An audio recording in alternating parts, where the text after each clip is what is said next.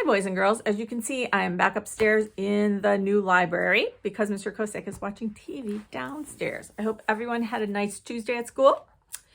Our story for today is a Halloween story. It is called Bonaparte Falls Apart. It's written by Marjorie Kyler, and the illustrations are by Will Terry.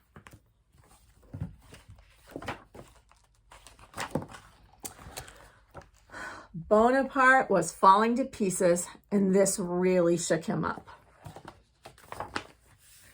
Especially when he rode his bike, look, or played catch, oh no, or visited the doctor's office. Sometimes his bones rolled away, and it took forever to find them.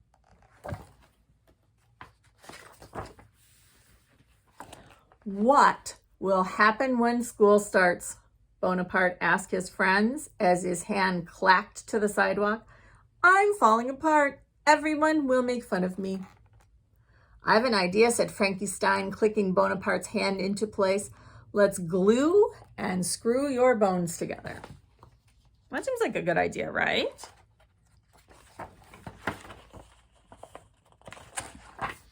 So Frankie Stein glued and screwed and screwed and glued. But when he was finished,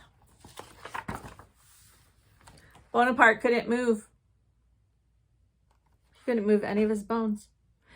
I can't walk, he said. Frankie Stein had to undo all his hard work. I have another idea, said Blackie Widow. I'll spin and pin a web around you. So Blackie Widow spinned and pinned and pinned and spinned. But when she was finished, Bonaparte was all tangled up. I'm a mess, he said. Blackie Widow had to undo all of her hard work. Look at, it's going to show a lot of feet. She can use a lot of scissors at one time. I have the best idea of all, said Mamicula. I'll wrap and strap your bones in place. So Mamicula wrapped and strapped and strapped and wrapped, but when he was finished, Bonaparte couldn't see. Where is everybody? He asked in a muffled voice. Mamicula had to undo all of his hard work. Time passed, and Bonaparte was so worried about school that his head fell off. Frankie Stein picked it up and set it back in place. Before school starts, we will bone up on other ideas. We will leave no bone unturned, said Blackie Widow. No bones about it, said Mamicula. But none of the ideas they came up with seemed just right. So that's a big stapler. This is some Play-Doh that he's going to use to stick his bones together. He thinks a hammer and a nail. None of those ideas seem good, do they? Until a dog ran by with a bone in its mouth. That bone lover would be perfect for Bonaparte, said Mamicula. So they ran after the dog and brought him to Bonaparte. What a fetching dog, Bonaparte exclaimed.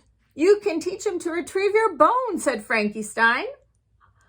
Bonanza, said Bonaparte, and you are my bona fide friends.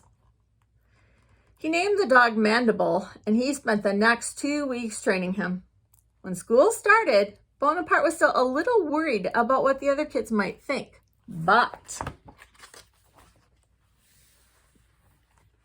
Bonaparte was a home-running hit at recess, a jaw-dropping sensation at lunch. So this is called your jaw right here, and it fell out, so the dog's going to retrieve it.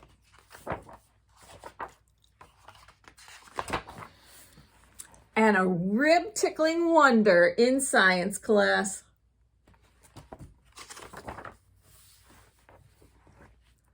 Bonaparte could hang loose without anyone making fun of him, and this made him very happy.